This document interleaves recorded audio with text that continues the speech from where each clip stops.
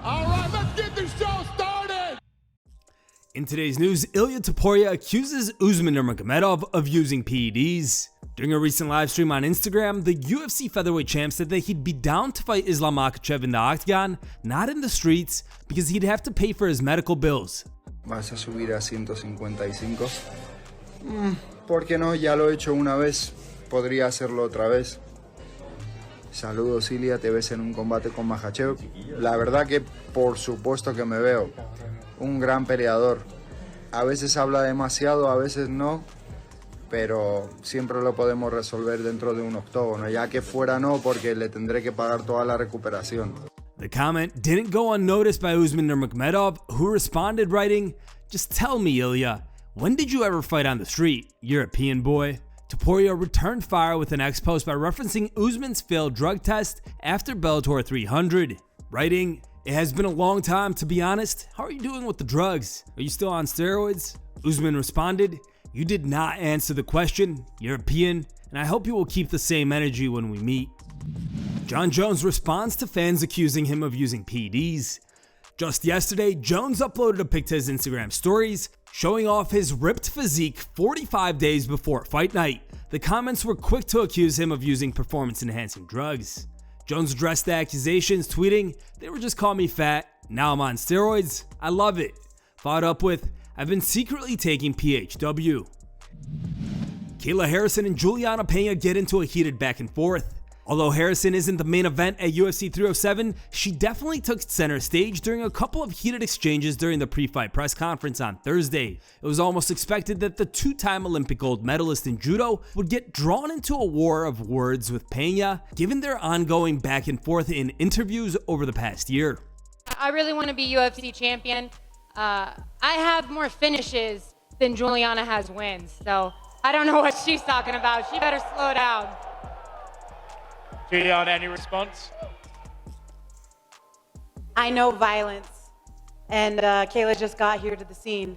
As far as I'm concerned, Just got here. I've won 2 Olympic gold medals. I've been doing. What does that since I have was to do with 6 being in years the old, UFC? honey? What does that have to do with being in the UFC? As far as I'm concerned, the last time she faced a Brazilian, she came running into the UFC. So if I have anything to say about it. You started your career in 2009. You're 10-5. I started in 2018, and I'm 17-1.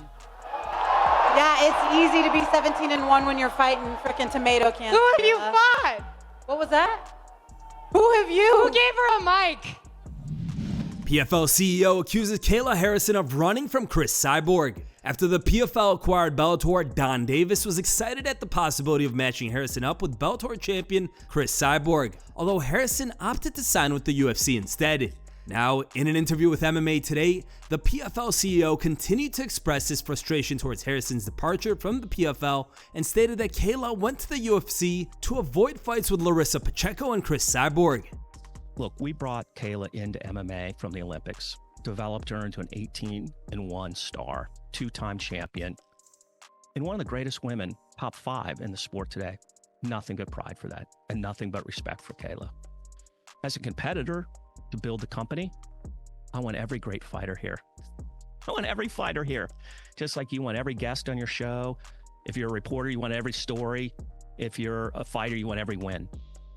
So I'm disappointed that we couldn't keep Kayla here for what I think are the 2 biggest fights of her legacy career. Avenging Pacheco and winning the championship and beating Cyborg, who's the greatest ever. I think those are the 2 toughest fights ahead of Kayla. I don't like that she ran from those. I don't like that. And that she ran to a brand to validate herself. I think so highly of Kayla Harrison, she doesn't need a brand to validate her. She's that great. Some fighters need a brand to validate them. Some employees need a validation of a brand. Some people need to wear clothes or jewelry to validate them. And other people are so strong that their actual actions and accomplishments validate themselves. That's how highly I think of her. So that disappointed me. Dana White disses the PFL. Discussing the PFL, the UFC CEO had some harsh words for the rival promotion. In an interview with Kevin Iole, Dana once again dissed the PFL, suggesting that their events are a shit show. You know, the PFL does something that, you know, I find interesting. They have, you know, PFL Europe, PFL MENA, whatnot, blah, blah, blah, blah, blah. Do you feel like if you did something similar to that, UFC China or UFC Asia, that you might be able to, you know, kind of force feed it? We do that. In that region? We have Road to the UFC. Yeah. You're probably the only guy on earth that's ever said, the PFL does something interesting. All right. Khalil Rountree Jr. and Alex Pereira's first face-off. UFC 307's headliners had their first official face-off of Fight Week following Thursday's pre-fight press conference, where both men appeared locked in.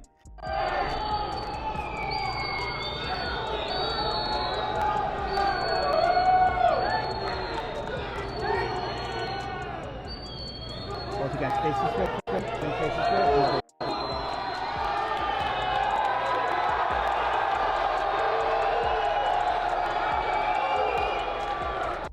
After the face-off, Pereira reacted to his first square-off with Rountree Jr. Pancada boa, bem tranquilo, o cara bem respeitoso, na coletiva ali também, não teve provocações, né? Bom, é isso me motiva, isso me empolga, né? Onde pode eu ficar mais atento, bom, todo mundo sabe, um cara perigoso, então é isso, vamos lá. Foi importante ser encarada, né? Primeira encarada aí, ó, e é isso, fiquei muito bem com isso, chama. Alex Pereira gets his flirt on. Clearly, the UFC light heavyweight champion is not as scary as he may seem. In a video posted by UFC Brazil, Poatan showed off his romantic fun side. Pode fazer o que quiser, eu não vou desistir de você. Você sabe que eu te amo. Chama. Eu estou aqui, do outro lado do mundo, te esperando. Se você estivesse aqui, seria tudo maravilhoso. Mas a hora vai chegar, chama.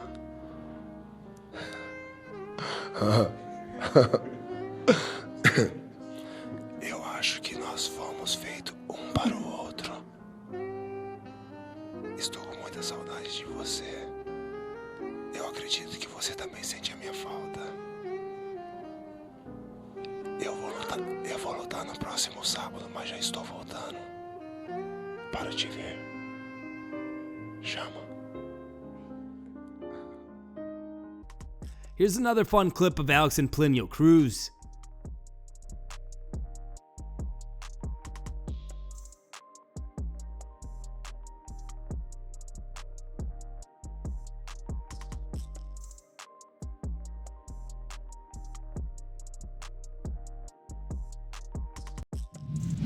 Nina drama goes off on MMA Guru. Nina Marie Danielle minced no words while addressing the MMA Guru's behavior. The controversy erupted at the UFC 307 press conference when MMA Guru made an insensitive post directed at journalist Amy Kaplan. Guru shared this photo from UFC 307's presser, captioned, "Honestly, so disrespectful of the UFC cameraman at the UFC 307 press conference to be like, nah, you guys gotta see this," in the middle of her question. Honestly, pathetic behavior, not funny. Amy replied, writing, "And this is why I prefer to remain behind the camera, and in the 10 plus years of covering the UFC, don't speak at the press conferences. Don't forget that everyone deserves respect, even people you don't find attractive." MMA Guru's remarks drew sharp criticism from Nina Drama, who tweeted, "I've been keeping my mouth shut about this clout-chasing vermin since I started in the UFC, and he hasn't been able to keep my name out of his mouth, crying about me like a little bitch on the internet. But for Amy, I had to speak up. I may not be everybody's cup of tea, I might be cringe and annoying, and I don't shy away from using my assets for views. They're a great set, and I will use every tool at my disposal without actually desecrating myself for success in my career, but that doesn't make me an indecent human, which is what you like to allude to as of late. This is what makes you so indecent and despicable, so much so that I had to say something. This is the reason why you will never make it out of that stale basement doing internet interviews for the rest of your life, prostituting yourself for the donations that don't even cover a premium Zoom account. There's a reason why you had to take on the role of the heel on the backside of the MMA media industry, and it's because you're a rude, vile, ignorant, dusty, pathetic troll that causes more problems than you're worth. Trust me, everyone at the UFC knows who you are because of all the rumors and lies you've spread for clicks and views.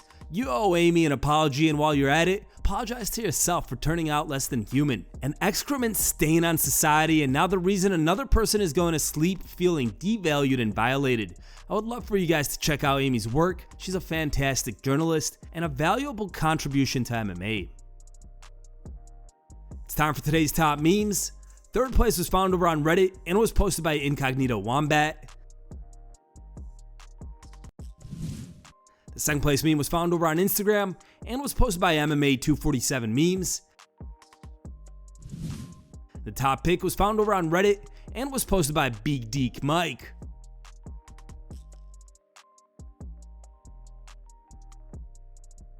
Thanks for watching. If you like the content, smash that like button and don't forget to subscribe to stay in the talk.